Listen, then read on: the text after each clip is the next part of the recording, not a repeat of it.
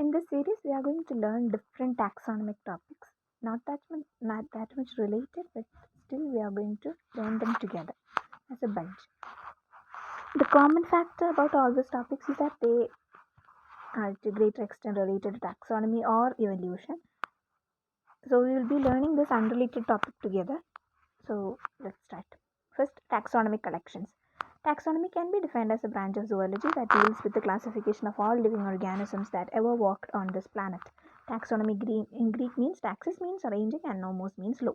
A taxonomic collection refers to the collection of specimens that is done by a scientist so as to conduct a detailed study and identification of the specimen, thus grouping them under the appropriate classification criteria. Biological collections are typically preserved plant or animal specimens along with specimen documentation such as labels and notations. Dry collection. Dry collection consists of those specimens that are preserved in a dry state. Wet collections are specimens kept in liquid preservative or to prevent their deterioration. Okay, here we could see dry collection and wet collection examples.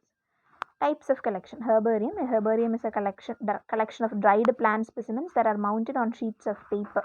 It typically includes pressed plants, flowers, fruits, and seeds, along with associated data such as location and date of collection. Herbaria are essential for studying plant taxonomy, distribution, and ecology. Then insect collection. Insect collections are collections of preserved insect specimens, including beetles, butterflies, moths, flies, and other insects. These collections are often stored in boxes or drawers, and each specimen is carefully labeled with information about its species, locality, and collector. Insect collections are vital for studying insect biodiversity, systematics, and evolution. Then vertebrate collections. Vertebrate collections focus on preserving and studying vertebrate animals, including animals, birds, reptiles, amphibians, and fishes. These collections typically consist of preserved specimens such as skins, skeletons, mounted specimens, or fluid preserved specimens. Vertebrate collections contribute to research in comparative anatomy, morphology, ecology, and evolutionary biology. Then marine collection. Marine collections are dedicated to the study of marine organisms, including marine plants, invertebrates, and fishes. These collections often contain preserved specimens, including shells, corals, sponges, and preserved fish specimens. Marine collections are crucial for marine biodiversity research, taxonomy, and conservation. And fossil collection. Fossil collections focus on preservation and study of ancient organisms and their remains. Fossil collections can include a wide range of specimens such as fossilized plants, shells, bones, teeth, and tracks. These collections provide valuable information about the history of life on Earth, paleobiology, and evolutionary processes. Then algal collection. Algal collections specialize in the preservation and study of algae, including microscopic unicellular algae, seaweeds, and other photosynthetic organisms. These collections often store algae in various forms, such as dried specimens, microscopic slides, or liquid preserved samples. Algal collections are important for studying algal biodiversity, taxonomy, and ecological rules. Value of collections. Biological collections are highly valuable for the following reasons. Museums are only place where extinct species are preserved. Specimens of special historical value. Specimens rarely found in any collections. And many areas in world are geographically inaccessible. Then a material is of unique value if it forms the basis of public to research. It may be needed again for verification of original data or for renewed study in the light of main recent knowledge or by new techniques. It helps to document the variety of species that is present in the earth. It helps to easy identifying an unknown organism with comparison with old documents. It helps in educating the young generation about the diverse species that were present and are present in the earth. This creates an interest in them to study biodiversity and conserve the environment. Purpose of scientific collection. The purpose of scientific collection can vary depending on the specific scientific field of study and the nature of the research being conducted. However, in general, scientific collection refers to the systematic ordering of data, specimens, or samples for the purpose of scientific research, analysis, and discovery. Here are some common purposes of scientific collection: data and information gathering. Scientific collection allows researchers to gather relevant data and information about a particular subject or phenomenon. This data can be used to analyze trends, patterns, and relationships and to draw conclusions and make informed decisions. And hypothesis testing and experimentation. Scientific collection of first one data and information gathering, then next one hypothesis testing and experimentation. Scientific collection often involves the collection of samples or specimens for experimental process. Those samples can be used to test a hypothesis, conduct experiments, and investigate the underlying mechanism or processes of phenomena. Then biodiversity and ecological studies. Collection of biological specimens such as plants, animals, or microorganisms is important for studying biodiversity and conducting ecological research. This collection helps in understanding species distribution, population dynamics, and ecosystem interactions. Key purposes: data and information gathering, scientific hypothesis testing and experimentation, biodiversity and ecological studies, conservation and preservation.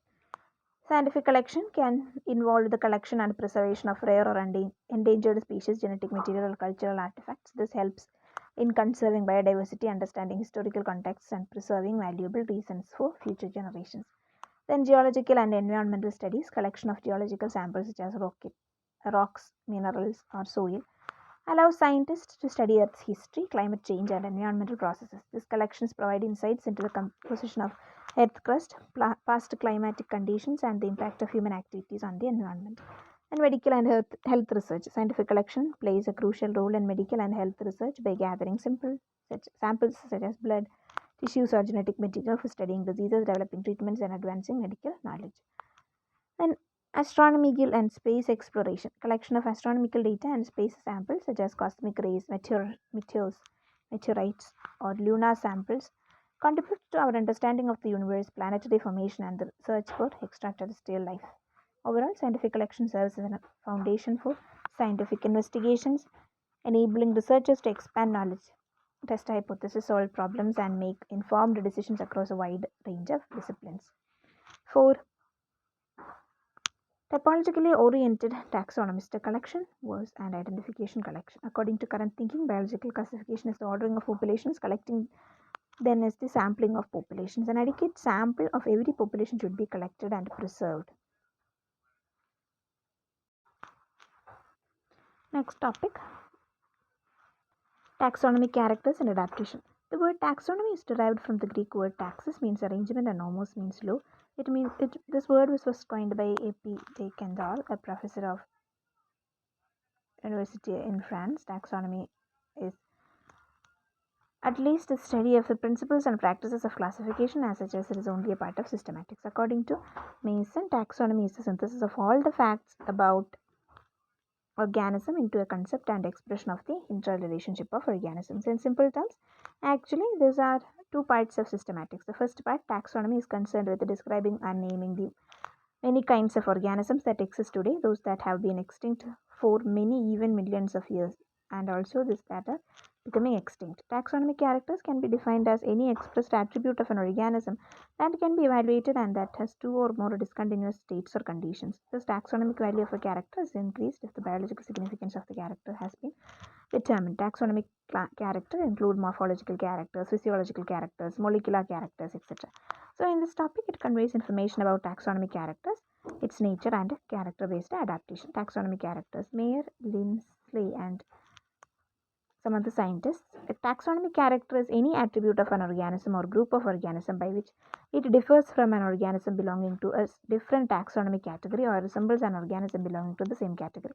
A good taxonomic character is one that is readily observable and believed to be fairly constant within taxa, but different taxa. It is a feature of different between taxa. Different taxa. So it is a feature of organism that can be evaluated as a variable with two or more mutually exclusive and ordered character states. A character state is any of the range of values, conditions, or expressions of the particular taxonomic character. It is any expression of a character that can be described and measured. These characters can be quantities such as color of petals, or qualitative in which character states in measurable units such as number of petals in a flower. So quantitative characters and qualitative characters appear to be more frequently used. Which one? Quantitative characters appear to be more frequently used in lower taxonomic categories at specific and intraspecific levels, but qualitative characters are often used in higher levels of binary examples. As a example, then best key characters apply to all members of the taxon, quantitative and absolute, observable without special equipment, dissection, or histological preparation, fairly constant, fairly instructable. Then weighing of character. Weighing of character is a process to decide which of two conflicting characters give the more reliable information. High weight characters are those which are complex, apomorphic, constant, consistent and not in a specific adaptation are not affected by ecological shifts. Characters with low weight are those with high variability, monogenic or oligogenic characters, retrogressive or lost character, and with narrow specializations. Then types. Taxonomic characters are typically classified into two types: continuous and discontinuous characters. Continuous characters in the sense when the variations exhibited by a taxon display a continuous gradation without obvious break, we call it continuous variation. Continuous characters are related to those variations due to genetic and heritable change or by metabolic interactions. In continuous variation, there is a complete range of measurements from one extreme to the other. Height is an example of continuous variation. Individuals can have a range of heights like 1.5, 1.51, like that. And discontinuous characters, when the variations exhibited by a taxon display obvious break or discontinuous, we call it discontinuous variation. In taxonomic practice, it is the extent of gaps that usually determine the taxonomic ranks. The greater the break or gap, the higher the taxonomic rank attributed. It can be purely environmental in origin as a consequence of conditions encountered during development, shell coloration in land snail. Taxonomic character varies with the kind of taxonomy used. Based on it, taxonomic characters are of two types: classical taxonomic characters and molecular taxonomic characters. Classical taxonomy characters. Classical classification of any group of organisms uses selected stable characteristics which may vary among the taxa. These are known as taxonomy characteristics. Basically, two bacteria have been classified on the basis of similarities in phenotypic characters like morphological features, response to gram stain, cultured characteristic, cultural characteristic, cultural in the sense growing in the culture, and physiological biochemical properties, pathogenicity, then antibiotic sensitivity, serological relationships, etc. So these are morphological, cultural, and physiological biochemical characteristics. Molecular taxonomic characteristics. This is a concept that macromolecules like proteins and nucleic acids could be used as an indicator of evolution of living organisms. Was first suggested by Sikakand and Pulling in 1965. They described these macromolecules as molecular chronometers because the sequences of monomers in them have changed slowly and randomly, and the number of changes in a particular macromolecule has increased in the geological timescale. Although initially amino acid sequencing of proteins was used as a parameter for determination of phylogenetic relationships among the characteristics of nucleic acid, DNA-based composition, DNA homology, DNA sequencing, rRNA sequence analysis, etc. has been used for solving taxonomic problems. And taxonomic character and evolution. Phylogenetic analysis depends upon finding among organisms shared features that are inherited from a common ancestor. Character similarity that result from common ancestry is called homology. Similarity does not always reflect common ancestry. Sometimes similar features are independently evolved in different lineages that produce patterns of similarity among organisms, giving misconceptions about common descent. Character similarity that misrepresent this common descent is called non-homologous similarity or homoplasy. So endothermy of birds and mammals illustrate homoplasy, as if this condition arose separately in ancestral lineage of birds and mammals. To infer the phylogeny of a taxon using characters that vary among its species, the first step is to determine which variant from which of character was present at the common ancestor of the entire taxon of interest, which character state is called ancestor. For the taxon as a whole, all other variant forms of the character arose later within the group are called evolutionary derived character states. Determining the polarity of a character refers to identifying which one of the contrasting state is ancestor one derived. So species that share derived characteristics are called clades. A derived character shared by the members of a clade is formally called a synapomorphy of that clade. It represents a unit of evolutionary common descent. It includes an ancestral lineage and all descendants of that lineage. A range of derived character within a taxon reveals a nested hierarchy of clades within clades. The goal is to identify all of the different clades nested within the study taxon, which would have a complete account for the structure of common descent among species in the taxon. The character states ancestral for taxon are often called plesiomorphic, for which taxon, and in the sharing of ancestral states among species are termed simpliciomorphy. Simpliciomos do not provide useful information on nesting destiny of clades within clade. So presence of teeth and jaws was a plesiomorphic for amniotes. Characters caused to constant cladogram is derived from comparative morphology, comparative cytology, and comparative biochemistry. And taxonomic classification, characters and classification. Characters are used to construct classification and to identify the taxa. Taxonomic characters can be convincingly categorized as morphological, physiological, molecular, ecological, reproductive, and behavioral. The vast majority of classification and keys for identification are based on morphological characters as they are more easily observed and evaluated for variation.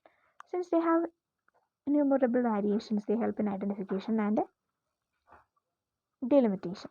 To analyze morphological characters, one need not have sophisticated laboratory arrangements, a hand lens, or dissecting microscope, or possibility of a light microscope is enough to study these characters.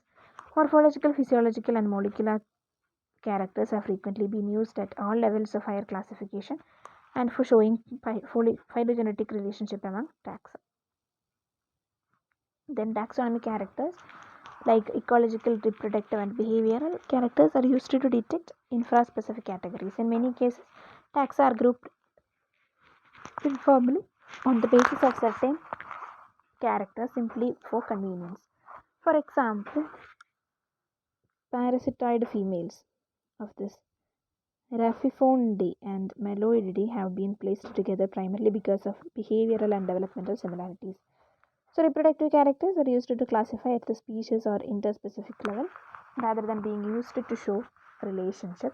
The search at species level for species specific traits that allow specimens or identification. So, biological species concept is based on reproductive isolation from closely related species that are reproductively isolated but morphologically identical, or so they are referred to as cryptic species. Ecological characters like host or habitat distinction among morphologically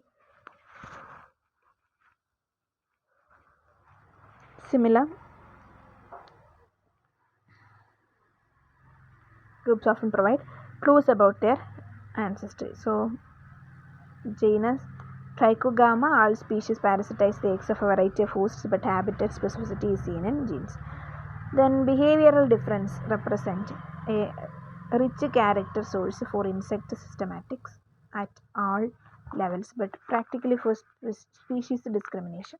Courtship behavior is often particularly rich in species-specific behaviors. These characters are sometimes the easiest way of separating similar species. In many cases, behavioral traits correspond to morphological features. Most of the sexually dimorphic features found in insects are associated with the reproductive behavior. So, this great value of taxonomic character will be the considerable value to classification and identification of all levels of hierarchy. Taxonomic character adaptation. Adaptations are the characters of an organism in which there is a harmony between characters and condition of existence. Since Darwin in 1859, different individual organisms are composed, compared, and classified in regard to their ability to survive and reproduce. So, individual adaptation is based on inheritance. Individuals are none or less fit according to the genetic features they are provided with birth. Fitness is attributed to different alleles. Fitness of a particular allele will predict its frequency in the population and substance. Then quite generation. The success of a particular genotype evidence does not depend only on the high probability of survival. It confers to the effective in breeding of this organism to mate, reproduce, and possibly grow up to the highest number of offspring. Thus, the fitness individual is also the one who has the highest probability to reproduce and also its offspring spread the fit allele. Individual adaptation leads to adaptation of populations which depends on environment and improve through natural selection. Population adaptation depends on an genetic combinations of a population with their respective adaptation value and mode of transmission. Population is moving across landscape of genetic combination with adaptive peaks. That is, the best available genetic combination is a given environment called valleys. A population can be an equilibrium upon a local adaptive peaks or climbing upon a less steep climb. It can also be on the bottom of a valley, then risking extinction. Its capacity to climb out will relate to an extent of its genetic variation. So, a species can be said to have evolved from its populations that possessed characteristics best suited for survival of a particular environment. Adaptive function of a characteristics has a molecular basis, as in the case of protein. A protein is formed by a sequence of amino acids which determines the three-dimensional structure and the functionality. In a classical study, Prokya based described how the function of hemoglobin relates its three-dimensional structure. Comparing hemoglobin from various species, he was able to locate few amino acid complement responsible for its different structure and functionality of different groups. Since the sequence of amino acids in a protein is defined by the sequence of a gene, it is clear gene structure. So function of the gene is there. So it can be concluded that any character with a general basis have adaptive value and hence are responsible for evolution of new species and also for taxonomic classification. Let's have a conclusion about this topic. Taxonomic characters are characters that used to classify organisms on the basis of similarities and differences. In other words, it is any attribute by which members of a taxon differs. It is easily produced. Variability and representing material is the fairness of taxonomic character, and this also helps in the classification of organisms and elastic analysis. Cladistic analysis, morphological, physiological, behavioral, ecological, geographic characters and the definite group of taxonomic characters. These characters have relation with evolution and adaptation. The taxonomic value of a character is increased if the biological significance of the character has been determined. Next topic, kinds of taxonomic characters, morphological, physiological and ecological characters. So let's have an introduction. Biological systematics is a study of diversification of living forms, both past and present, and the relationships among living things among them through time. So relationships are visualized as evolutionary trees or phylogenetic trees.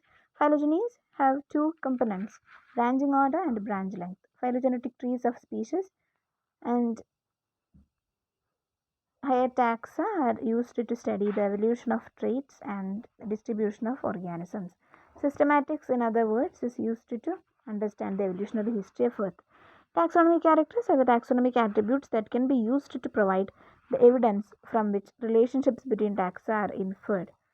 Hence, the kinds of taxonomic characters include morphological characters, physiological characters, molecular characters, and behavioral characters. Then, ecological characters, geographic characters. Here, we discuss about some of these characters. Taxonomic characters. Taxonomic character is any attribute of a member of a taxon by which it differs or may differ from a member of a different taxon, or a characteristic by which members of two taxa agree but differ from members of a third taxon is a taxonomic character. Its importance, it helps to categorize organisms so we can easily communicate biological information as an indicator of relationship. Then easily produced variability and representing material helps in classification of organisms. Then diagnostic aspects as indicators of differences, and more characters two taxa have in common and the more similar they appear to the taxonomist, the most closely related the characters are used to be. Characters apply to all members of the taxon, qualitative and absolute, observable without special equipment, dissection or histological preparation, fairly constant and fairly interchangeable. Then kinds of character, morphological, ethological, physiological, geological and ecological character. First, morphological characters. The external morphology in general is the phenotypic expression of a large part of genotype, and depending on the external morphology generally provide a reliable conclusions. The morphological method is a traditional method that requires less sophisticated technology. It is not easy to obtain in short period of time information from other type of approaches such as molecular biology, biochemistry, etc. The importance of morphological approach in taxonomy can explain the importance of this, and it's indirect. When a person has been bitten by a snake, one can easily find out whether it's a poisonous or non-poisonous snake by looking at its external morphology rather than wait for molecules for biochemical information for identification and immediately start treatment. Besides this, there is an innumerable nanofauna or flora which are available to the taxonomist only by a single species containing a taxon, and in such case dissecting or damaging any part of the molecule or biochemical studies is not feasible or advisable, since destruction of a single available specimen or type will hinder the future identification of such specimen or species. Taxonomy based on external morphology has been in use for several centuries, and there is a well standard terminology to describe the characters. In recent times, scanning electron microscopy has great scope. Electron microscopy and is also of great value in taxonomic studies in groups like protozoa. This great advances has been made in recent years in the morphological approach in taxonomy. Hence, taxonomy based on morphological characters cannot be completely replaced by other approaches like molecular taxonomy, chemotaxonomy, etc. That's why some scientists started that morphology in general continues to religious taxonomic supreme for many more years to come. In morphological characters, observable morphological features are taken as a criteria for classification. Sophisticated tools and techniques of the present day have enabled the elucidation of the fine structure and minute details of morphological characters, which are highly reliable in identification and classification. This in turn helps the discoveries of new species and also the identification of infra-specific taxa. External features provide primary and provident source for identifying the taxonomic characters. Morphological characters include general external morphology, special structures, internal morphology, embryology and karyology, and other cytological factors. General external morphology, special features to diagnose feathers on birds, scales on reptiles, and arthropod external skeleton. Then special structures, genitalia, different genital structures of each species. They help in the reproductive isolation of each species. Then internal homology, internal morphology. In the sense anatomy, in higher animals, usually anatomical homology, skull structure of higher animals. Then embryology, cleavage pattern, holoblastic or meroblastic cleavage, blastulation and gastrulation. Karyology and other cytological factors.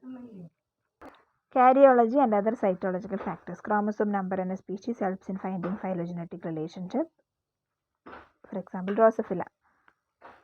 The skull. Some morphological traits of the skull have major groups of regional ancestry.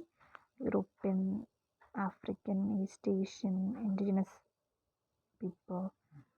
Some features. Then parts of a bird.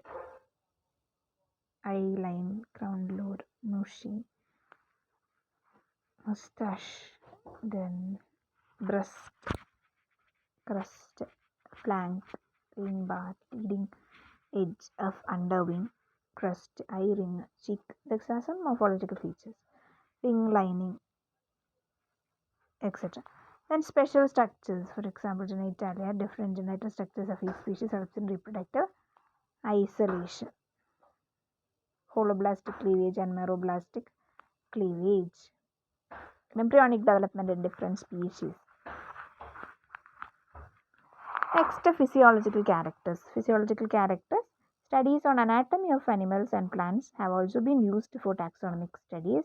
Anatomy provides several useful characters of all species. And next, paleontology is also used. Exoskeleton, taxonomic discrimination. All structures are the products of physiological process and are thus physiological characters. By physiological characters, one generally means growth constants, then temperature tolerance, and the various procedures studied by comparative physiology. So, characters cannot be studied in preserved materials. These characters cannot be studied in preserved material. Physiological characters are explained through three different factors such as metabolic factors, body secretion, and genetic sterility factor. Metabolic factors, closely related species, gram positive and gram negative bacteria. Body secretions from identification of morphology.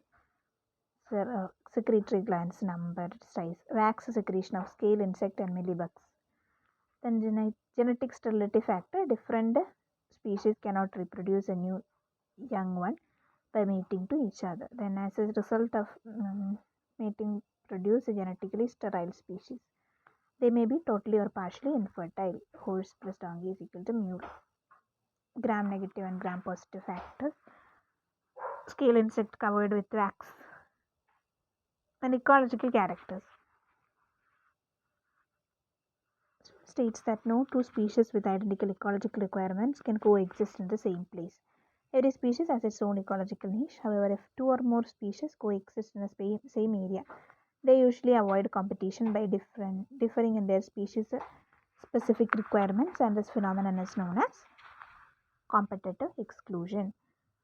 In many groups of organisms, every species of the genus differs ecologically from related species. Ecological characters are of great value in separating sibling species. Hence, it is always desirable to include at least some information on the ecology in every research paper containing the description of taxon. Many species have specific food preferences, and this can be of great help in taxonomic discrimination. So, ecological differences is noted among populations of the same species which have a wide distribution. Care should be taken to analog and study every such instance. So, geography is helpful in identifying of this taxon. Except for a few species, most species differ from every zoogeographical realm. Specificity in host reaction can also be used in taxonomy. Habitat and hosts, food and seasonal variations.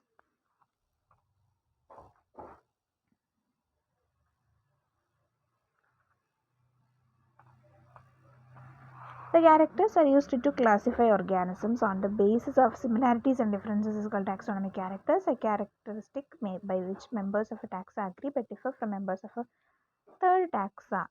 Taxon is a taxonomic character. They provide evidence from which relationship between taxa is inferred, which is 5 kinds of characters are there.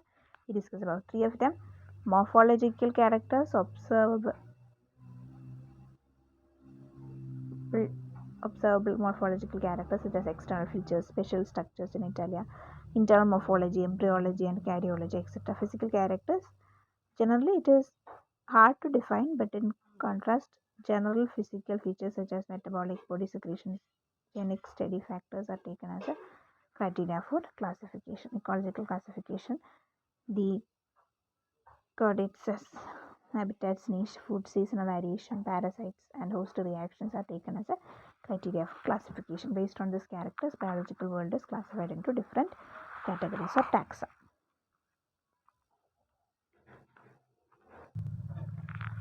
Taxonomist, molecular systematics, and DNA barcoding.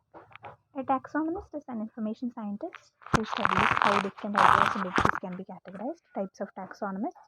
There are several types of taxonomists who apply their methodology and education to different industries, like natural science taxonomists. Natural science taxonomists are generally what people think of when discussing the concept of taxonomist.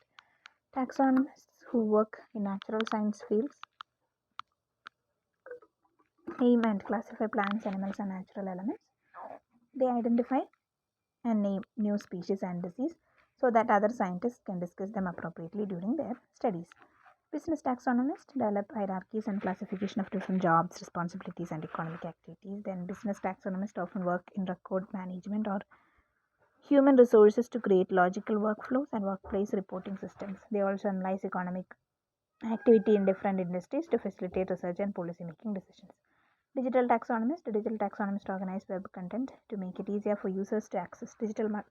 Taxonomist could help a business owner design the navigation of their online store. Instead of listing all of the product links directly on the main page, a digital taxonomist could identify what categories and subcategories are related to a customer needs. Computer taxonomist, computing taxonomist. Taxonomy is also a key profession in computer science, creating definitions or different computing and software systems as they develop.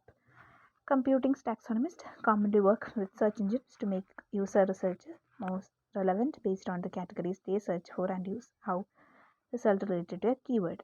Then they also describe how data travels through computing systems and networks to facilitate system administration. Then academic taxonomists, educational and academic taxonomists create frameworks for teaching others and explaining academic concepts. They develop systems for categorizing and achieving learning goals in a hierarchical way, commonly known as scaffolding. They also identify various academic disciplines using code systems and categories to help educational institutions organize their programming and enable students to access the more relevant educational tools and classes for their current skill set. Duties of a taxonomist, mapping the characteristics and concepts of organisms, collecting scientific specimens, creating organizational methods, analyzing student or user behavior, interpreting and analyzing data, identifying new and unique concepts, apply established naming strategies to new ideas, explaining the context of classifications to colleagues, producing reports and articles. Taxonomists work independently when performing research and also collaborate with other professionals in their field to complement the organization updates they develop after analyzing data. Molecular systematics. Systematics is the study of diversification of living forms, both past and present, and the relationships among living things through it. Molecular systematics is the discipline of classifying organisms based on differences in protein and DNA in order to make fine taxonomic classifications that are not solely based on morphology. Molecular systematics is the discipline of classifying organisms based on differences in protein and DNA in order to make fine taxonomic classifications that are not solely based on morphology. Then relationships are represented by additionary trees, synonyms, cladograms, phylogenetic trees, phylogenies. Phylogenies are made up of two parts: the evolution of traits, anatomical and molecular characteristics, and the distribution of organisms are studied using phylogenetic trees of species and taxa, biogeography. DNA barcoding. DNA barcoding is a taxonomic method that uses a short genetic marker in an organism's DNA to identify at a species level. The premise of DNA barcoding is that by comparison with the reference library of such DNA sections, also called sequences, the small section used to create barcode is called markers. These gene regions are chosen because they have less intraspecific within species variation than interspecific between species variation, and also known as barcode gap.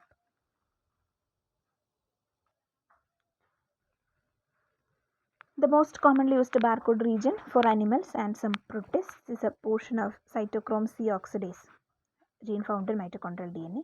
The 16S rRNA gene, for example, is widely used in identification of prokaryotes, whereas 18S rRNA gene is mostly used for detecting microbial eukaryotes.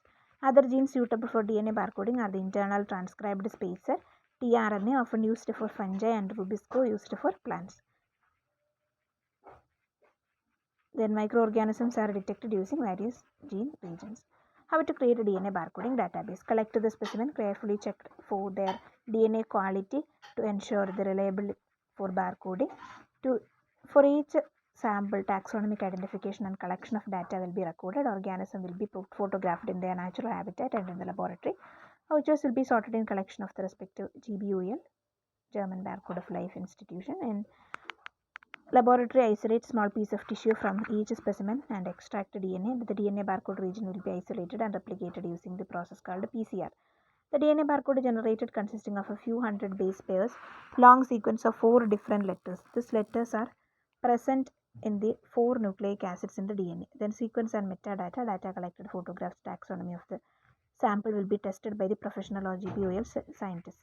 Then GBOL data will be uploaded to the Barcode of Life data systems, BOLD database, and International Reference Library of DNA barcodes. BOLD is an online workbench which facilitates the collection, management, and the use of DNA barcodes. Then advantages. Barcode eliminates the possibility of human error of manually entered data. Barcode scan is fast and reliable, and it takes infinitely less timetable entering data by hand. So reduced employee training time. It takes only minutes.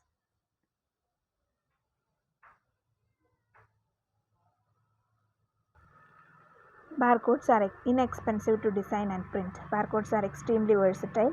They can be used for any kind of necessary data collection. Once again, barcode eliminates the possibility of human error manually entered data. Then barcode scan is fast and reliable, makes infinitely less time table entering data by hand. Then reduced employee training time. It takes only minutes. Barcodes are inexpensive to design and print. Barcodes are extremely versatile. They can be used for any kind of necessary data collection. This could involve the pricing and inventory information. Barcode provide better, quick, reliable data that can be used for a variety of applications. Barcode provide better decision making, helpful to the researcher to the quick withdrawal of data. Advantages. Technological bias. DNA barcoding also carries methodological bias from sampling to bioinformatics data analysis. Besides the risk of contamination of DNA sample by PCR inhibitors, primer bias is one of the major sources of error in DNA barcode. Then lack of standardization. Even an DNA barcoding is more widely used and applied. There is no agreement concerning the methods for DNA preservation of extraction, the choice of DNA markers and primer set or PCR protocols. Mismatch between conventional and barcode-based identification. It is important to know that taxa lists derived by conventional morphological identification are not or maybe never will be directly compatible to taxa lists derived from barcode-based identification because of several reasons. The most important cause is probably the incompleteness and lack of accuracy of the molecular reference database, preventing a correct taxonomic alignment of eDNA sequences. Then estimation of richness and diversity. DNA barcoding can result in an over or underestimate of species richness and diversity.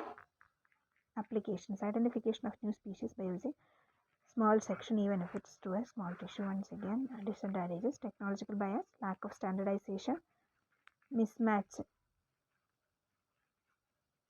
Then estimation of richness and diversity. Application. Identification of new species by using small sections even if it is through a small tissue. When barcoding is used to identify organisms from a sample containing DNA from more than one organism, the term DNA meta-barcoding is used. Meta-barcoding. DNA meta-barcoding of diatom communities in rivers and streams, which is used to assess water quality. Then barcoding and meta-barcoding can also be used to screen ecosystems for invasive species and to distinguish between an invasive species and native morphological similar species. A high efficiency of DNA identification is shown relative to traditional monitoring of biological invasions. Delimiting cryptic species. DNA barcoding enables the identification and recognition of cryptic species.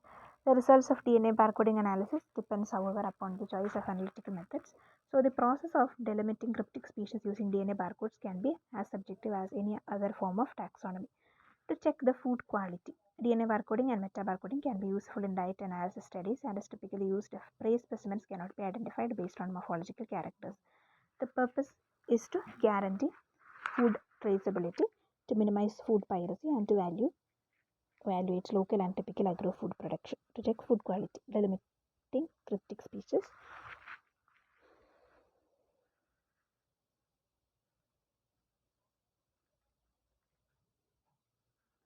Biomonitoring and ecological assessment. DNA barcoding can be used to assess the presence of biomonitoring and ecological assessment. DNA barcoding can be used to assess the presence of endangered species for conservation efforts, or the presence of indicator species reflective to scientific ecological conditions. For example, the excess nutrients or low oxygen levels. Biomonitoring. Forensic science. Unknown animals or plant samples at crime scenes can be found, collected, and identified in hopes of linking it to the suspect and getting eviction. Then poaching, killing of endangered species, and animal abuse are examples of crimes where DNA barcoding is used, since animal DNA is often found. Identifying the disease vector. It allows a known ecologist to identify the vector of a disease and thereby develop the vaccine, and can be helpful in maintaining the public health. Then monitoring ETA quantity. Identification of microorganisms in the water and to monitor the quality. Then identification of medicinal plants, control of agricultural pest, identification of pest, help to the appropriate pest management. Next topic, newer trends in taxonomy. Taxonomy is the science of naming, describing, and classifying organisms. It is an essential tool for understanding the diversity of life on Earth. In recent years, new trends have emerged in taxonomy that aim to improve the accuracy and efficiency of the classification process. Numerical taxonomy is a method of classifying organisms based on their physical and biochemical characteristics. The first one, numerical taxonomy. Numerical taxonomy, also known as phonetics, is a method of classifying organisms based on their overall similarities as determined by quantitative measures of various characteristics or traits. Procedure of numerical taxonomy. Character selection. Select a set of physical or biochemical characteristics or characters that can be measured and compared among the organisms being studied. Character state determination. Determine the different possibility states or variations of each character. For example, the presence or absence of a particular feature or the value of a particular measurement. Then character coding. Code each organism for each character state. This involves assigning a numerical value to each state, which can be used to calculate the similarity or dissimilarity between organisms. Character coding. Similarity matrix construction. Construct a matrix that shows the similarity or dissimilarity between each pair of organisms based on their characteristic state. Then cluster analysis. Analyze the similarity matrix using clustering algorithms to grow organisms into clusters or taxa based on their similarities. Then taxonomy classification. Assign names to the resulting clusters of taxa based on established taxonomic rules and principles. Classification. Then evaluation and refinement. Evaluate the results of the analysis and refine the classification as needed based on additional data or insights. These steps can be iterative and involve repeated data collection, analysis, and refinement until a satisfactory classification is achieved. The merits of numerical taxonomy. Here are some merits of this approach. Objective. Numerical taxonomy is based on quantitative measurements and statistical analysis, which makes it Numerical taxonomy is based on quantitative measurements and statistical analysis, which make it more objective than other taxonomic methods and rely on objective assessments or opinions. So, efficient numerical taxonomy is a fast and efficient way to classify organisms, especially large groups, as it allows for analysis. It's an efficient one. So, numerical taxonomy is a fast and efficient way to classify organisms, especially large groups, as it allows for the analysis of many traits at once. Inclusive. Numerical taxonomy can include a wide variety of traits, including both morphological and molecular data, which provides a more comprehensive understanding of an organism's characteristics. Then, phylogenetically informative. Numerical taxonomy can be used to construct phylogenetic trees based on the degrees of similarity among different groups of organisms, which helps to infer evolutionary relationship. Then reproducible. Numerical taxonomy provides a reproducible and repeatable method of classification, which allows for comparisons to be made between different studies. Useful for identifying unknown species. Numerical taxonomy can be used to identify unknown species by comparing their characteristics to those of known species. Overall, numerical taxonomy is a useful method for understanding the diversity and the relationships of different organisms, and it has been widely used in many fields, including microbiology, botany, and zoology. So, demerits of numerical taxonomy. Some demerits are also there. While this method has many advantages, it also has several demerits, including subjectivity. Numerical taxonomy relies heavily on subjective judgments because of researchers use during data collection, selection of characters to be analyzed, and setting of parameters for clustering algorithms. The subjectivity can lead to inconsistencies in the results obtained and undermine the reliability of the method. So, overemphasis on phenotypic traits. Numerical taxonomy is based primarily on morphological, biochemical, or molecular traits, which may not always reflect the evolutionary relationship among organisms. Phenotypic traits can be influenced by environmental factors or convergent evolution, and they may not always accurately reflect genetic relatedness. Then limited sample size. The accuracy of numerical taxonomy results depends on the sample size of organisms analyzed. A small sample size can lead to inaccurate results and the lack of representativeness of the diversity of the group. A lack of evolutionary insight. Numerical taxonomy can provide a description of the diversity and relationships among organisms, but it may not provide insights into the evolutionary process that underlie these relationships. Inability to handle incomplete data. Numerical taxonomy deals on lack of evolutionary insight, then inability to handle incomplete data. Numerical taxonomy relies on complete data sets, which can be a challenge to obtain in practice. Incomplete or missing data can lead to erosion in clustering analysis and compromises the accuracy of the method.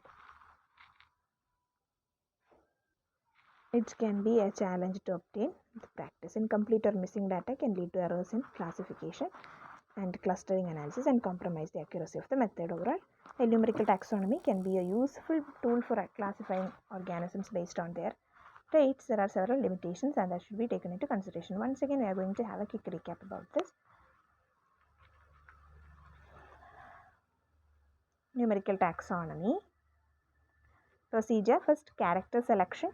character state determination, character coding, similarity matrix construction, cluster analysis, taxonomic classification, then evaluation and refinement, then merits, objective, efficient, inclusive, phylogenetically informative, reproducible, then useful for identifying unknown species.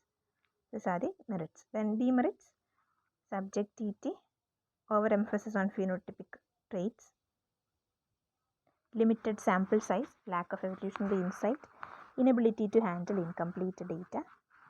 These are the demerits. Then applications of numerical taxonomy. Species identification. Numerical taxonomy is commonly used to identify and classify species based on their physical and genetic characteristics. By comparing different organisms based on their traits, scientists can determine which species they belong to.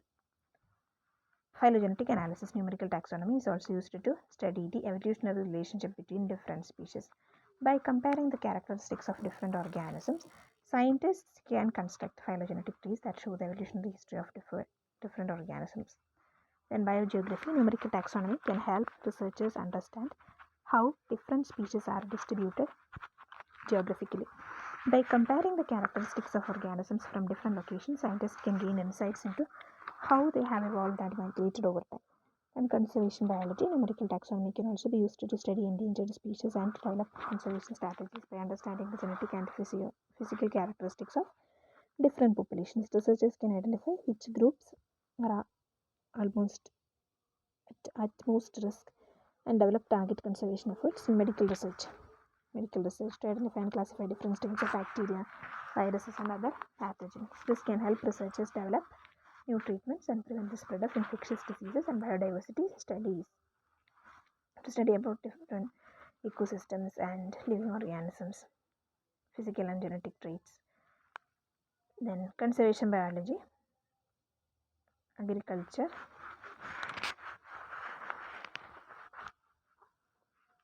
forensic science. Which are they? Once again, various methods, applications, species identification, phylogenetic analysis, biogeography, conservation biology, medical research, biodiversity studies, conservation biology, agriculture, and forensic science. These are the various fields. Next, chemotaxonomy. Chemotaxonomy is the branch of taxonomy that uses chemical characteristics to classify and identify organisms. This approach involves analyzing the chemical components of an organism, such as its proteins, lipids, and other biomolecules, to determine its taxonomic position. The chemical data can be used to identify species, to distinguish between closely related species, and to understand the evolutionary relationship between organisms. Chemotaxonomy is often used in combination with other methods such as morphology, genetics, and ecology to create a more comprehensive understanding of an organism's classification. Some of the techniques used in chemotaxonomy include chromatography, spectrophotometry, and nuclear magnetic resonance spectroscopy. Chemotaxonomy has been applied to a wide range of organisms, including plants, fungi, bacteria, and animals.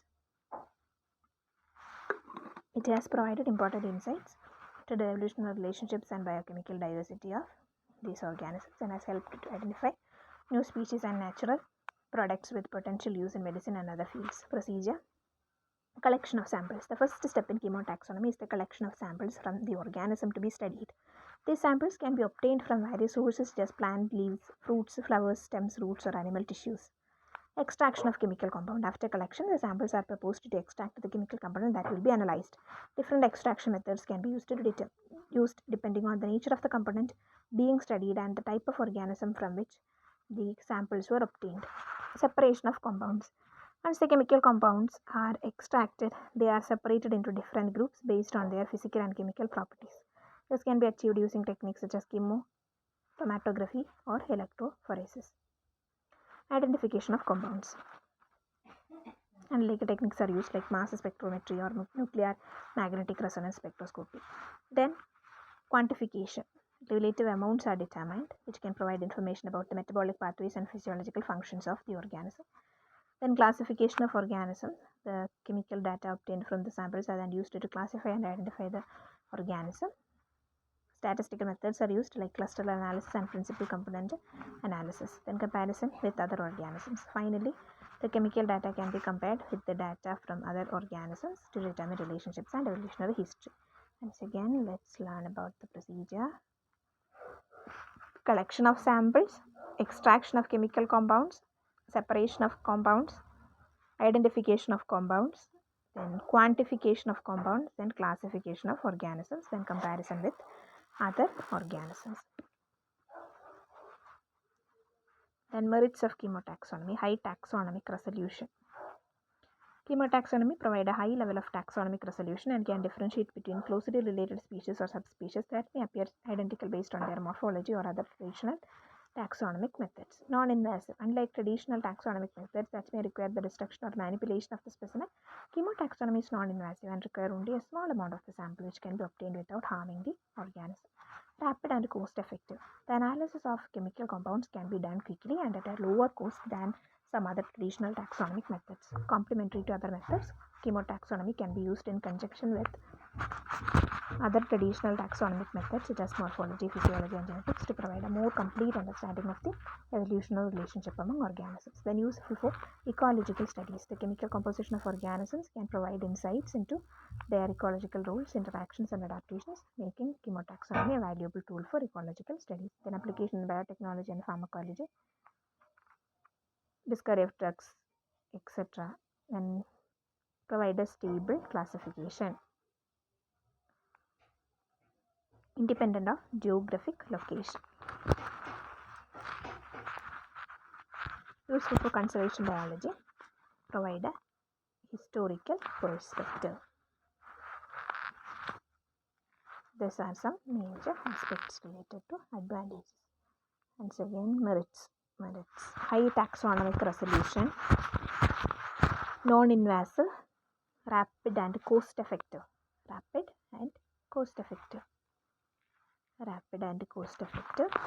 Complementary to other methods, useful for ecological studies because not environmental influence will be there. Then application in biotechnology and pharmacology.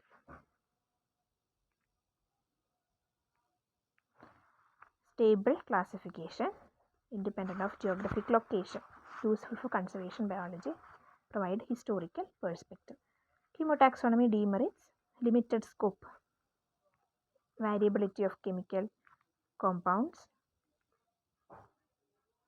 interference by contaminants, time consuming and expensive, limited application, lack of resolution, and applications, environmental monitoring, taxonomy, drug discovery, forensic science, ecology, agriculture, and conservation fields.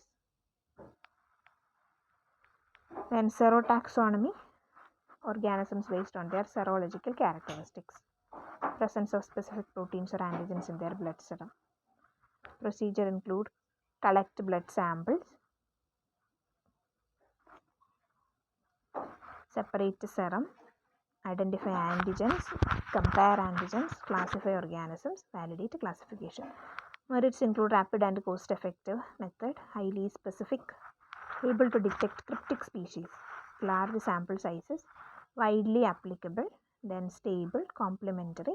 Demerits include, while serotaxonomy widely used, its demerits are very important. Limited applicability but lack of precision, then some aspects of limited resolution, limited usefulness for evolutionary studies, limited usefulness for clinical applications.